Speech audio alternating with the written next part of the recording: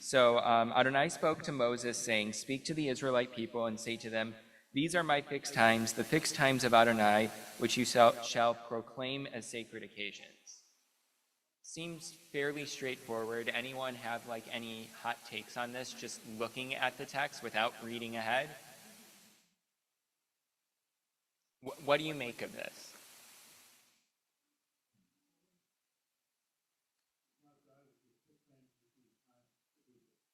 Yes. So that's kind of where we're going. Marshall shared, it's not God who fixes these times, it's the people. Where do you get that from? Asher tikra'u otam, that you shall proclaim them. So the rabbis are going to do something a little bit different, but that's generally what they're going to look at. So there's two stories that I want to dive into that are going to look at those texts. One of them I actually taught, sometime around high holidays this past year. I just remember being in that mindset and teaching this, in part because it's related to that. And then the second one is something that I only found for the first time in this sort of a setting as I was preparing this, which is kind of the coda to everything else. So this is a famous story from the Talmud. There was another incident, doesn't matter what the first incident was, in which two witnesses came and said, "We saw the new moon at its anticipated time on the night of the 30th day of the previous month. However, on the following night, the start of the 31st, which is often the determinant of a full month, a 30-day month, it was not seen. And nevertheless, Rabban Gamliel accepted the new moon on the 30th day." So what's going on here, just for some background, is today we live on a very set calendar schedule. It used to be back in the day that there would actually need to be witnesses as to where the moon was in its cycle, and the month would be set based off of witnesses of seeing the new moon, which is actually seeing no moon whatsoever. And they would come to the head of the court, which in this case is Rabban Gamliel, and say, "We saw the new moon, you should start the new month." And because there's an uncertainty as to whether or not it's going to be a 29-day month or a 30-day month, Rabban Gamliel accepts their testimony, despite the fact that it didn't pan out the way that astrologically it should have. Continuing on, Rabbi Dosa ben Horkinus disagreed and said, "They are false witnesses. How can witnesses testify that a woman gave birth and on the next day her belly is between her teeth?" Which is his very interesting way of saying she's still obviously pregnant. If the new moon was already visible at its anticipated time, it couldn't be seen a day later. Rabbi Yehoshua said to him, "I see the logic of your statement. The new moon must be established a day later." Upon hearing that Rabbi Yehoshua had challenged his ruling, Rabban Gamliel sent a message to him. "I decree against you that you must appear before me with your staff and your money on the day on which Yom Kippur occurs according to your calculation. According to my calculation, that day would be the 11th of Tishrei, the day after Yom Kippur." So what he's saying, why would this be important that Rabbi Yehoshua would show up with his staff and his money on the day that he thinks is Yom Kippur, but Rabban Gamliel doesn't? What is Rabban Gamliel essentially asking Rabbi Yehoshua to do? Yes, exactly. To show up on Yom Kippur with things that you're not supposed to have on Yom Kippur. You're not supposed to be carrying around. You're not supposed to be using, right? He's showing up with his wallet and he's carrying stuff outside of an Eruv. This is like, he's basically asking him to desecrate Yom Kippur on the day that that Rabbi Yehoshua thinks is Yom Kippur. And Rabban Gamliel has no problem with this because he doesn't think it's Yom Kippur. That's what we have going on here. Yes, there's a inherent power struggle going on here, but don't worry, it's going to be solved. Rabbi Akiva went and found Rabbi Yehoshua distressed that the head of the great Sanhedrin was forcing him to desecrate the day that he maintained was Yom Kippur. In an attempt to console him, Rabbi Akiva said to Rabbi Yehoshua, "I can learn from a verse that everything that Rabban Gamliel did in sanctifying the month is done. It is valid, as it is stated, These are the appointed seasons of the Lord, sacred convocations which you shall proclaim in their seasons. This is 2 verses after the verses that we looked at. This language is important that it comes up again and again, and we'll see that in a minute. This verse indicates that whether you have proclaimed them at their proper time or whether you have declared them not at their proper time, I have only these festivals as established by the representatives of the Jewish people. That's the end of one rabbinic interaction between Rabbi Yehoshua and Rabbi Akiva, but he's not done. Rabbi Yehoshua then came to Rabbi Dosa ben Horkinos, who said to him, "If we come to debate and question the rulings of the court of Rabban Gamliel, we must debate and question the rulings of every court that has stood from the days of Moses until now. As it is stated, then Moses went up, and Aaron, Nadab, and Abihu, and 70 of the elders of Israel. But why were the names of these 70 elders not specified? Rather, this comes to teach that every set of 3 judges that stands as a court over the Jewish people has the same status as the court of Moses. Since it is not revealed who sat on that court, apparently it is enough that they were official judges in the Jewish court. And when Rabbi Yehoshua heard that Rabbi Dosa ben Horkinos maintained that they must submit to Rabban Gamliel's decision, he took his staff and his money in his hand and went to Yavne to Rabban Gamliel on the day on which Yom Kippur occurred according to his own calculations. Upon seeing him, Rabban Gamliel stood up and kissed him on the head. He said to him, 'Come in peace, my teacher and my student. You are my teacher in wisdom, and you are my student as you accepted my statement.'" So this is story 1. I'm curious initial reactions to this story. What people make of the power struggle, what people make of Rabbi Yehoshua as he's trying to process this.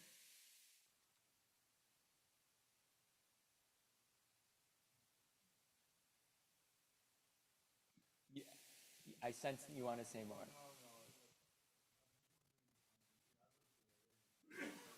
They're all in Israel. Yeah. They're not necessarily in the same town, but they're in the same general geographic area. Think like they're all within the greater Los Angeles area for like that sort of a reference area.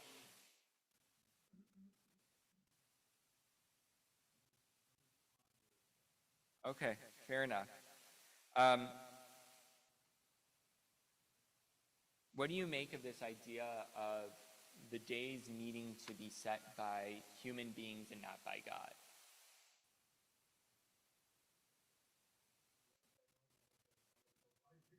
What? We don't have a telephone line to God, so it has to be set by human beings.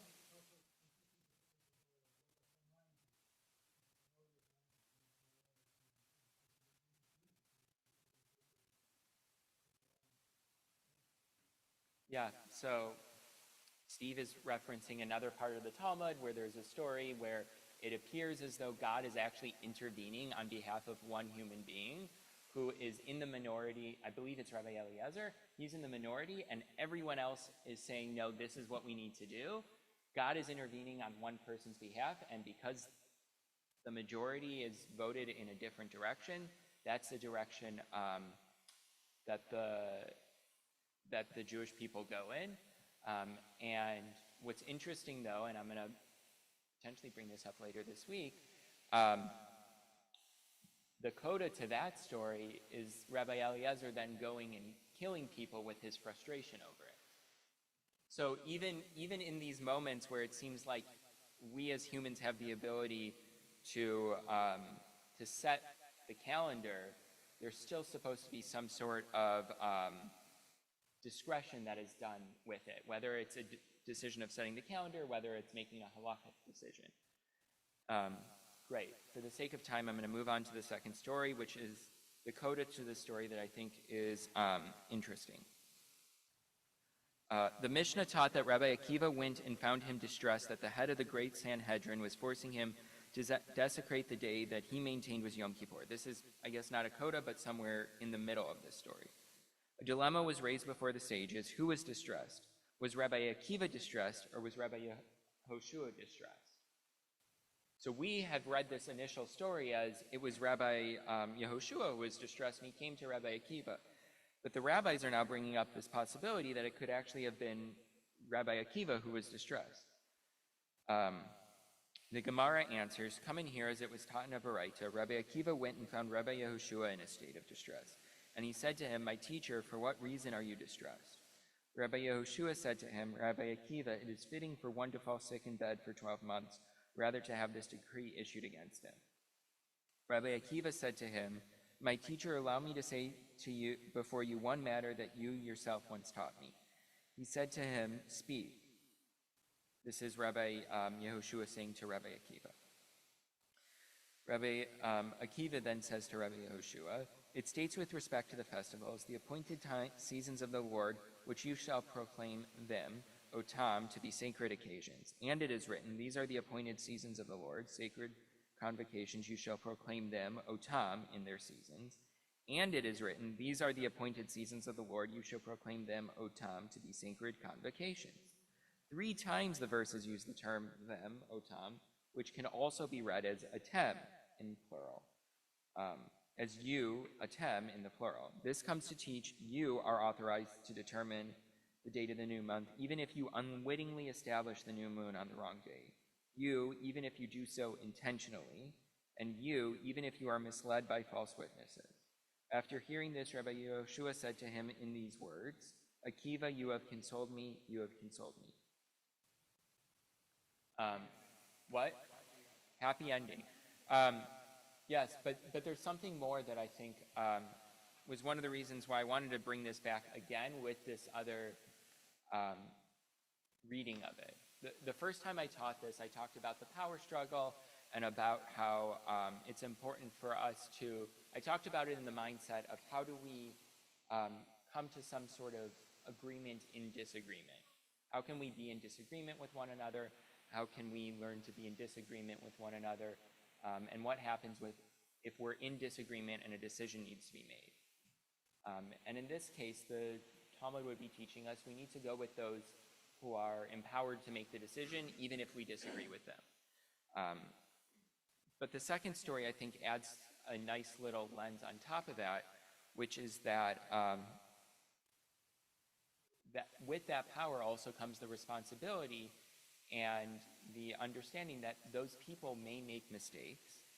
They may do things that they know are intentionally not necessarily best for some people, or maybe not necessarily intentionally wrong, but they certainly may make mistakes, and they may even be misled. And we need to give them the benefit of the doubt in those moments. It's something I'm thinking about a lot as I enter into the rabbinate. Knowing that I have a long career ahead of me, God willing, that is full of mistakes and full of being told half stories and full of having to make decisions based on the mistakes I've already made and the half stories that I will be told. And it's something that I'm sitting with a lot in the world that we live in, where it's really hard to know, to tell truth from, to tell fact from fiction. Given the fact that there are reputable journalists who will tell differing stories. I think one of the lessons that I really want to take away from this, and I apologize for not opening it up more, and although I do want to hear other people's thoughts before we wrap, one of the things I take away from this, at least, is that people make mistakes. And the Talmud is full of stories that tell us that people make mistakes, and when they make mistakes, whether or not they know after the fact that they've made mistakes and they still have to run with it, or they never find out that they made a mistake, we need to give them the benefit of the doubt in those moments, which can be really difficult because it could lead us to do something that we feel is deeply wrong. In Rabbi Yehoshua's case, he has to show up on a day that, by all accounts, according to the Talmud, is Yom Kippur. He's actually right in this, according to the facts. But nonetheless, he sits in a world in which he understands that decisions aren't made by God, in this case, they're made by human beings, and human beings are fallible. And we have to sit in that world. I'm curious if other people have thoughts or reflections before we wrap.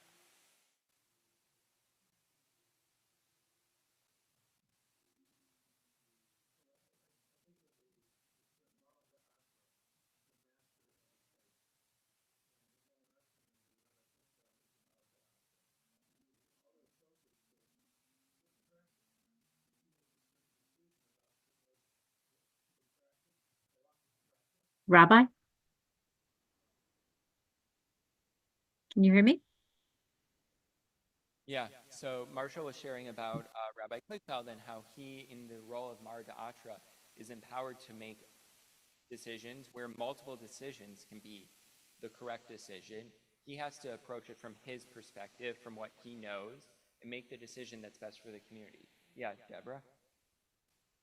Thank you. Yeah, I just thought it was so amazing. Your drash there. Thank you. Thank you. Um, so I want to end on, so that everyone can get out of here, Havdalah-ish time.